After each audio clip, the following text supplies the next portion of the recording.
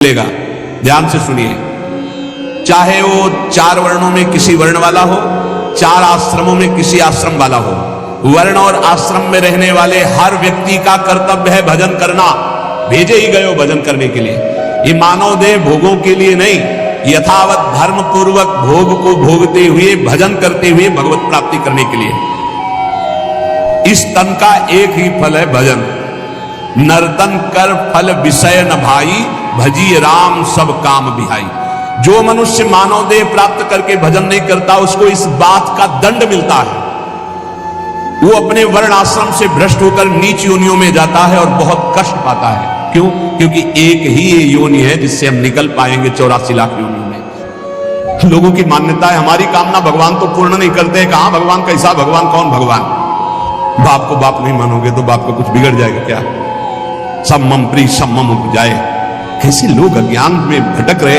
तुम करो पापाचरण, तुम्हारी बात सुनेंगे। अच्छा यही सोचो, यदि आप धर्म मार्ग में चलोगे तो उज्जवल भविष्य वाले, आप अध्यात्म बल से बलवान, आप परमानंद की प्राप्ति करने वाले। आप विपरीत मार्ग में धर्म विरुद्ध चलोगे तो आपको रोग, शोक, दंड, चिंता, भय, शोक, नरक, मृत्यु ये सब प्राप्त होंगे। भगवान ने निर्णय कर दिया। अगर आप साबित हो चुके हो महापापी हो और आप राष्ट्रपति को प्रार्थना करें कि मेरी फांसी टाल दी जाए और उनकी मौत हो जाए, तो न्यायाधीश के द्वारा पास किया हुआ आपका फांसी का मृत्यु दंड भी टाल दिया जाएगा। ऐसे ही भगवान कह रहे हैं, सर्वधर्मान परित्यज्य, रास्ता बता रहे, मामेकम शरणम ब्रज, अहम त्वाम सर्व पापेभ्यो मोक्षयिष्यामि मा शुचा। हे भगवान ये पूर्ण कर दो। क्या किया तुमने भगवान के लिए? भगवान ने तुम्हें मानव देह दिया, भगवान ने प्रकृति दी, भगवान ने सब कुछ व्यवस्था की। तुम केवल पापाचरण करो, भगवान तुम्हारी नौकरी करे।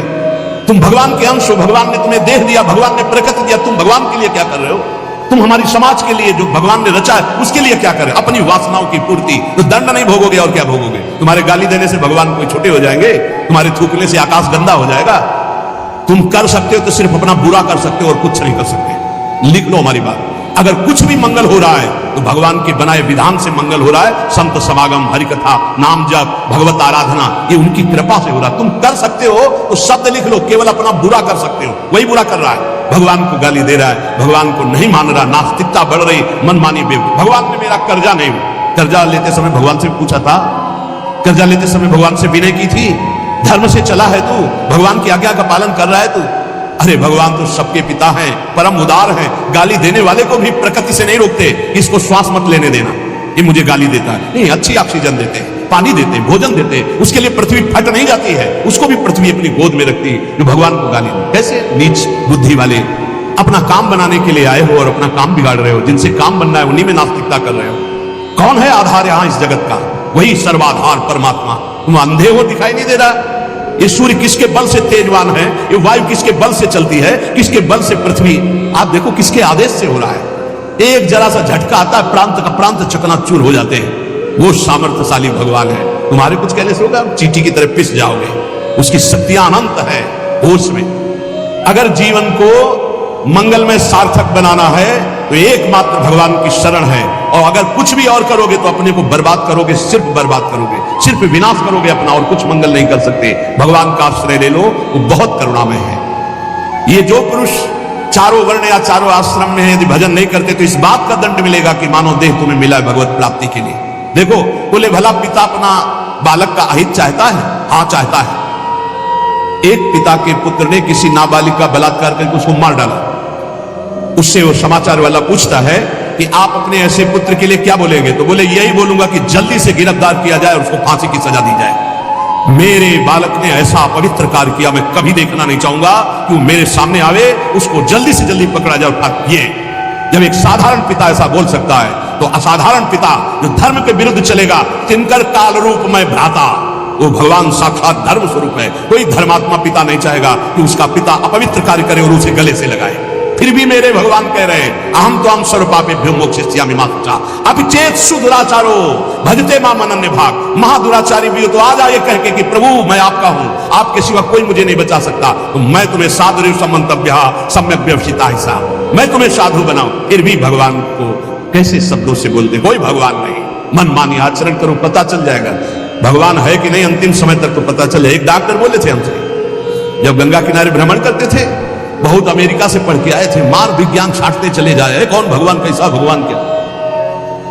अब गंगा किनारे तो एक अलग रहनी थी, उदासीन ना बोलना किसी से। उनसे कहा नहीं ऐसा अपमान मत करो भगवान, अब कैसे हम तुम्हें छाती चीर के दिखावें कि हैं हम ऐसे जी रहे हैं, ये साधु महात्मा ऐसे जी रहे हैं, केवल हवा में जी रहे हैं। नर्क स्वर्ग की चाल है, लेकिन छाती से कहता हूं, हृदय से कहता हूं, त्रुटि हमारी, करुणा उनकी। अगर कहीं भी हमें कुछ भी असंतोष हुआ है तो मेरे आचरण का, मेरे विचार का, मेरी क्रियाओं का हुआ है, और उनकी कृपा का वार पार नहीं, अपार करुणा करुणालय। और मिलना, तुम बहुत दूर हो उनसे, तुम दूर हो, लेकिन मेरे प्रिया प्रीतम मेरे से दूर नहीं। अब वो कोई ऐसी दूरबीन नहीं कि मैं तुम्हें दिखा सकूं कि देखो, ये हम कोई प्रमाण तुमसे नमस्कार नहीं चाहने के लिए कह रहे, ये इसलिए कह रहे कि प्रभु कितना प्यार करते, तुम्हें कैसे बताऊं। हजारों प्राण हो तो न्यौछावर कर दे, ऐसा प्यार करते हो। ऐसे नहीं को स्वप्न में आके प्यार करते हो, भाव में आके प्यार करते हैं। जैसी भावना करोगे वैसी तुम्हें अनुभव कराएंगे। है प्रत्येक कण में है, प्रत्येक क्षण में वो मेरे साथ है। ऐसा बिल्कुल माइक से कह रहा हूं, आचार्य बल से, गुरु बल से, कि विश्वास करो, वो केवल ध्यान का विषय नहीं है, वो केवल भजन का विषय नहीं है। वो मित्र की तरह मिलते हैं, वो संभाषण करते हैं, वो साथ खेलते हैं। पर ये बात वही देख सकता है जो उन तक पहुंच चुका है, जो उनके चिंतन में तन्मय है। अन्यथा ये मायाकृत नेत्रों से बात नहीं देखी जा सकती। इसलिए उसका पतन निश्चित है जो मनुष्य शरीर पाकर के भजन नहीं करता। भगवान ने केवल भजन के लिए दिया है। दुष्यंता पर कायेषु स्वात्मानम हरिमीश्वरम मृतके सानुबंधेस्मिन बद्ध स्नेहा पतंत्यधः। भाई शरीर का अभिमान मत करो, ये मरा ही मरा, अभी मरा या कल मरा, मरा ही है पक्का। मृत्यु प्रतिपल साथ है। ये शरीर मृत शरीर समझो कब छूट जाए कुछ पता नहीं। इसके संबंधी भी छूट जाएंगे। इस शरीर से प्रेम गांठ करने का मतलब है नरक यात्रा तय करना। इसलिए इससे ज्यादा प्यार मत करो। इसे खूब कई बार हमने प्रार्थना की साधकों से, इस शरीर को ऐसा समझो जैसे कंजूस मालिक बेईमान नौकर से काम लेता है, ऐसे ले इससे। इसको छूट दे दी तो ये पूरी की पूरी जिंदगी बर्बाद कर दे। इसे बेईमान जैसे नौकर ना हो। ईमानदार नौकर अपने आप काम करता है, ये अपने आप नहीं करे। बेईमान नौकर जो आराम करना चाहता है, लगाओ काम 4 घंटे 124 घंटे में 20 घंटे इसको संसारिक काम, साधना के काम, भजन कार्य, आनंद समेट लो। यहां कमाने आए हो, यहां कोई तुम्हारा घर नहीं, कोई मकान नहीं, कोई दोस्त नहीं, कोई परिवार नहीं। ये परदेश है स्टेशन जैसा। तुम्हारी टिकट कटी, भागे, पूछोगे भी नहीं, ये पत्नी तुम कैसे रहोगे, ये बच्चों तुम कैसे रहोगे, नहीं, चले गए, दोबारा कभी देखने को नहीं मिलेगा। न तुमको वो, न वो तुम्हें, कभी नहीं मिलेगा। ये ऐसा माया का जादू का खेल, सत्ता ही खत्म हो जाती है। इसलिए हे भाई, इस शरीर में रहने वाले अपने स्वरूप को जान लो और किसी से भी द्रोह मत करो। वो मूर्ख हैं जो इस अपने शरीर को तो अमर मानते हैं, दूसरे शरीरों को मारकर खाते हैं मांस। देख लो, ये ऋषि मुनियों की वाणी है। आत्मस्वरूप को पहचान लो, वही आत्मा चीटी में, वही सर्वत्र भगवान है। वो मूर्ख हैं जो अपने शरीर को आत्मा मानकर पोषण करते हैं, दूसरे शरीरों की हत्या करके उनका मांस खाते हैं। बोले हम हत्या नहीं करते, हम तो दुकान से ले आते हैं, तो बराबर फल मिलता है। कर्ता, प्रेरक, अनुमोदन, तीनों को बराबर पाप मिलता है। एक जो काट रहा है, एक जो खरीद के ला रहा है, और एक जो बनाकर पका करके खा रहा है, खवा रहा है, तीनों को नरक बराबर दंड मिलेगा। कर्ता, प्रेरक, अनुमोदन। ये कैवल्यम संप्राप्ता ये चातातिश्च मूढ़ताम त्रैवर्गिका क्षणिका आत्मानं घातयन्ति ते। जो लोग ये भगवत प्रदत्त शरीर प्राप्त करके कैवल्य परम पद प्राप्त नहीं कर लेते और ज्ञान बघाड़ते रहते हैं, वो पूरे ज्ञानी भी नहीं है, वो पूरे मूर्ख भी नहीं है। उनकी बड़ी दुर्दशा होती, ना इधर के रहते ना उधर के रहते, मजरे ढो।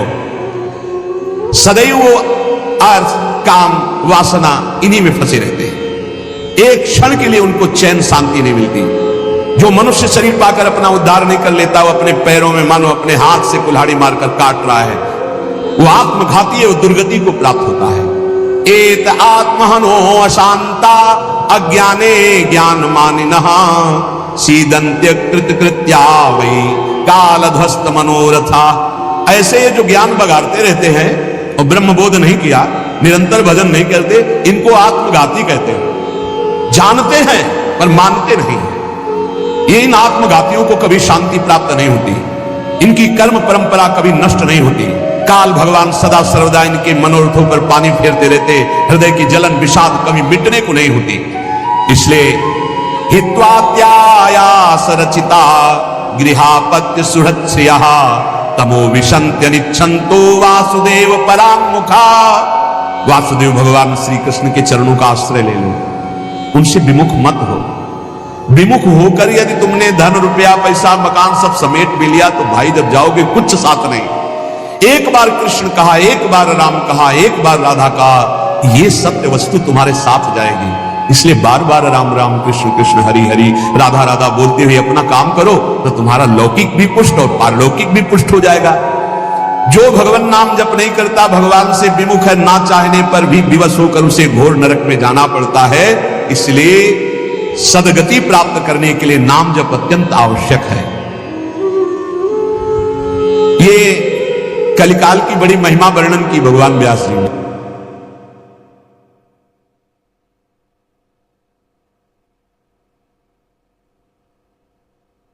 हारना नहीं, अंदर से हारना नहीं। बाहर से अगर हार हो जाती है तो कोई बात नहीं, खिलाड़ी ही हारता है, दौड़ने वाला ही गिरता है। गिरा हुआ पड़ा है वो क्या गिरेगा। निराशा नहीं होनी चाहिए, उदासी नहीं होनी चाहिए और जिद्दी स्वभाव बनाओ। एक बार हार गया तो मैं अपने को इतना पुष्ट करूंगा कि हारू नहीं।